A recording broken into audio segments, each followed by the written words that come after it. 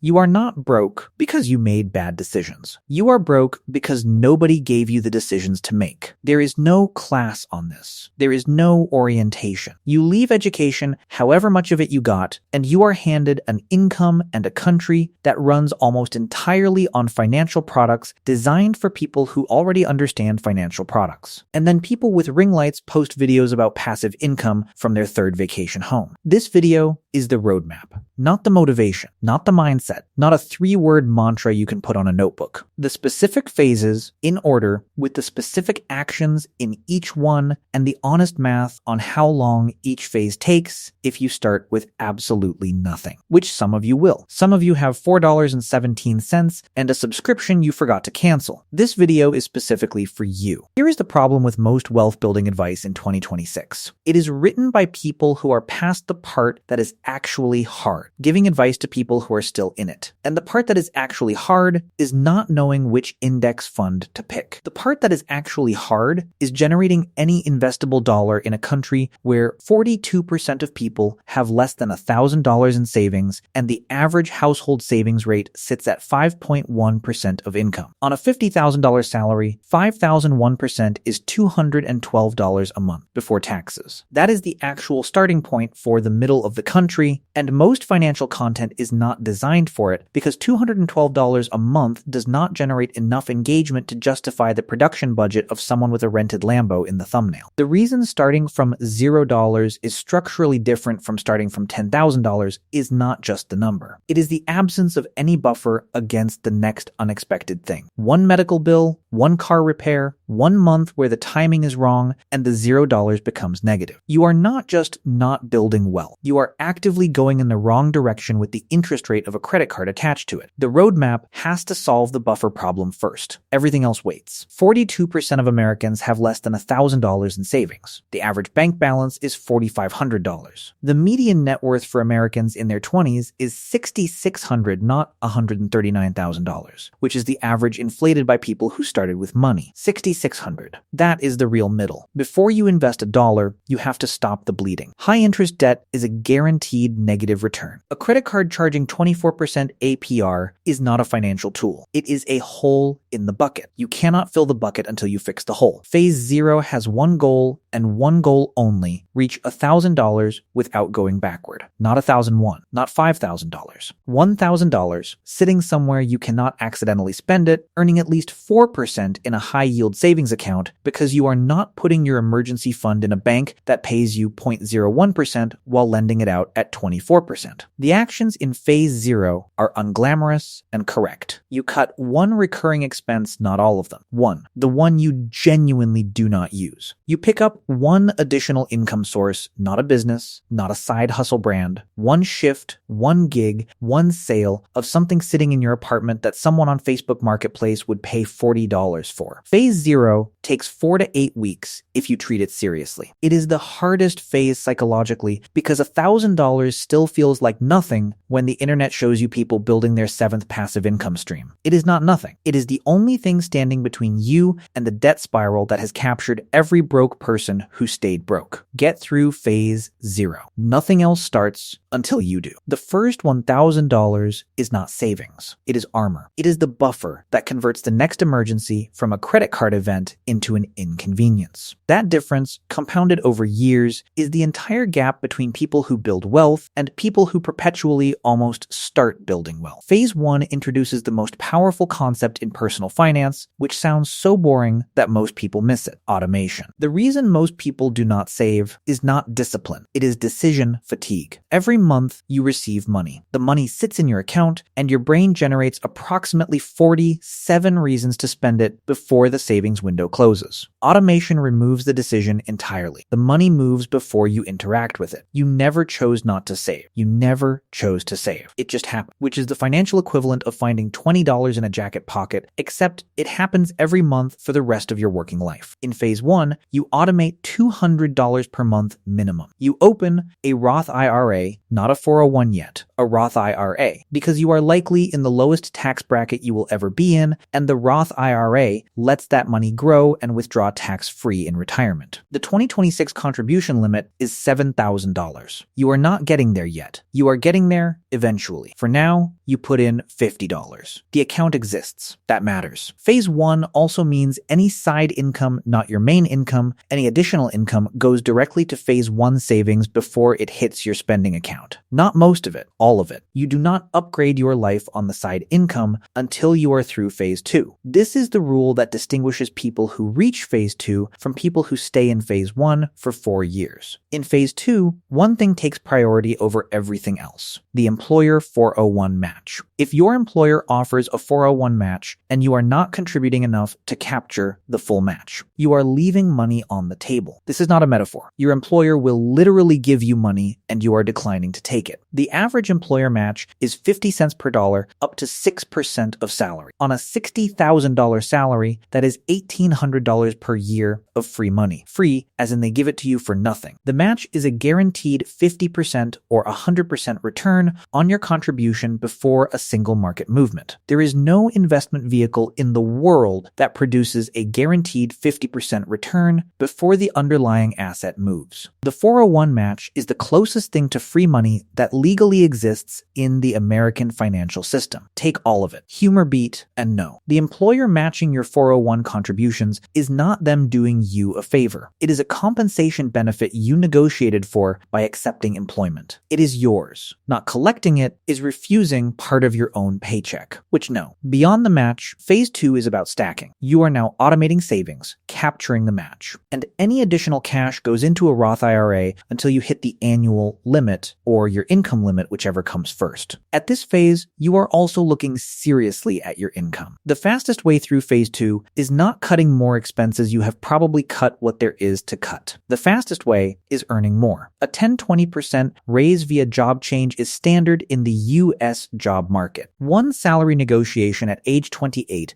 that produces a $10,000 income increase, invested consistently, adds more to your lifetime wealth than 20 years of latte skipping. Something happens between $25,000 and $100,000 that nobody adequately warned you about. The math starts working for you without your help. At a 10% average annual return, the S&P 500's historical average since 1926, $25. 000 generates $2,500 in investment return in year 1 without you contributing another dollar. At $50,000, that number is $5,000 per year. At $100,000, it is $10,000 per year. You are earning $10,000 annually from money you invested. This is not passive income in the hustle culture sense. This is compound interest in the mathematical sense. The money makes money. The money that the money made also makes money. In phase 3, you are investing at least 15 to 20% of your take-home income. You are indexed primarily into the S&P 500, not individual stocks, not crypto, not whatever the algorithm is recommending this month. A simple 3-fund portfolio of US stocks, international stocks, and bonds has outperformed 85% of professional fund managers over 20-year periods. You do not need to be smarter than the market. You need to stop trying to be smarter than the market. 2026 contribution limits: 401 at $23,500 per year, Roth IRA at $7,000 per year, HSA at $4,300 per year. These 3 accounts together shelter $34,800 of your income from taxes annually. That is an immediate 25 to 35% return on those dollars depending on your tax bracket before any market movement. Max them if you can. Approach them if you cannot. Phase 4 has the simplest instructions of any phase and the hardest to follow. Stop watching it. The single most destructive thing you can do to a long-term investment portfolio is interact with it during a market correction. The average investor underperforms the S&P 500 by 1.5 to 2% annually, not because they picked the wrong funds, but because they made decisions during the moments when the math was most frightening. They sold when it dropped. They waited too long to buy back in. They followed the news cycle instead of the 30-year return chart. The $100,000 investor who does nothing in a down year is richer at 60 than the $200,000 investor who panic sold. This is documented. It is boring. It is correct. In phase 4, you also begin thinking about real estate as an option, not because real estate is always better than equities. It is not, but because it is a different kind of asset that produces different income streams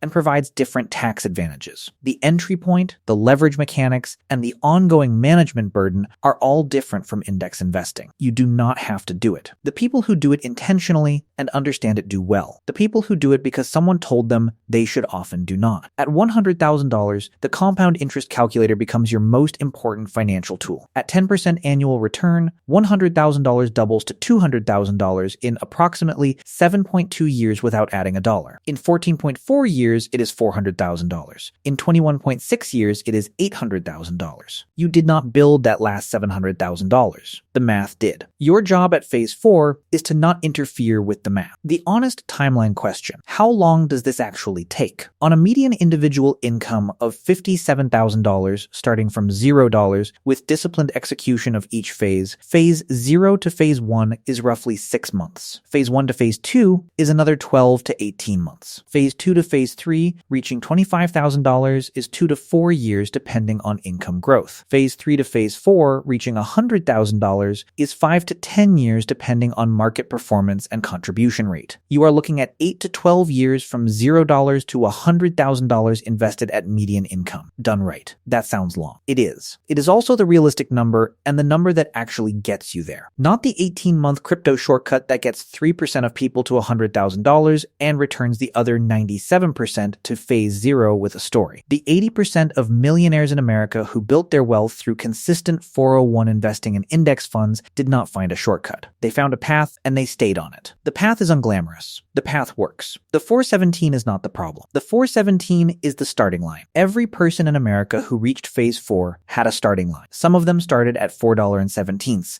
Some of them started at negative $40,000 in student loans. The variable that separated the ones who got there from the ones who almost started is not the starting balance. It is the decision to treat phase 0 like it matters. It does not feel like it matters. That is the trap. Phase 0 is where most people give up because the progress is invisible and the goal is far away, and the algorithm is showing someone who skipped phase 0 entirely by selling a course about how they skipped phase 0. You are not going to skip phase 0. You are going to get through it. Then phase 1 is going to feel like it takes forever. Then phase 2 is going to surprise you. Then phase 3 is going to feel like the math is finally working in your direction for the first time in your adult financial life. Because it is. And phase 4 is going to feel like the most boring version of financial freedom you ever imagined. It will also be real. Watch this one next. It walks through exactly how to pick your first index fund in under 10 minutes, what the 3-fund portfolio actually means, which accounts to open first, and the specific automations to set up on day 1. Everything from this video with the actual steps right there.